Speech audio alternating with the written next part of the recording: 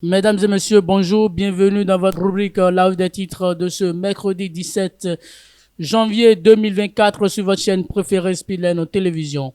Démarrons par le quotidien national d'information La Nation qui affiche à la une. Décentralisation, la réforme structurelle à l'épreuve.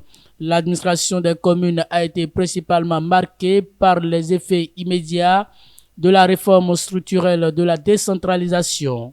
Éviction et démission de secrétaires exécutifs ainsi que conflit entre maires et secrétaires exécutifs de mairie ont jalonné ces 12 derniers mois. Mais la cellule présidentielle de contrôle et de suivi de la gestion des communes rassure du bon déroulement du processus. Les détails sont à lire à la page 2 de cette parution du quotidien national d'information La Nation. Restons toujours avec le même quotidien pour lire gestion des carrières et mobilité au sein des entreprises. Des solutions Big Data à la rescousse.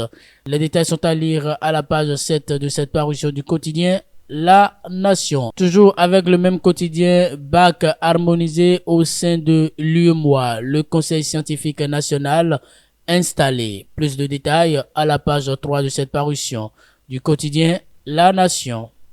Quant au quotidien, le matinal à la une, énième rencontre entre les deux plus grands partis politiques de la mouvance que mijote l'UP, le Renouveau et le BR.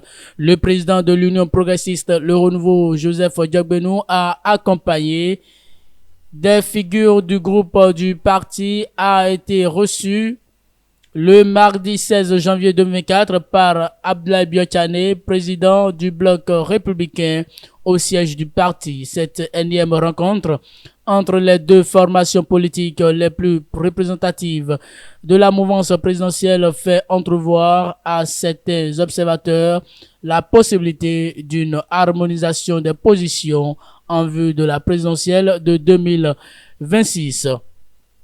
De sources proches des deux partis politiques, cette rencontre, qui n'est pas la première, s'inscrit dans le cadre des rencontres périodiques que les deux formations se sont accordées d'organiser pour évaluer l'évolution de la mise en œuvre de l'accord de gouvernance qui les lire, informe le quotidien à la page 2 de sa parution. Restons toujours avec le même quotidien pour lire. Pour avoir libéré un gardé à vue moyennant de l'agent, un policier risque 15 ans de prison ferme. Les détails sont à lire à la page 11 de cette parution. Et pour finir avec le matinal.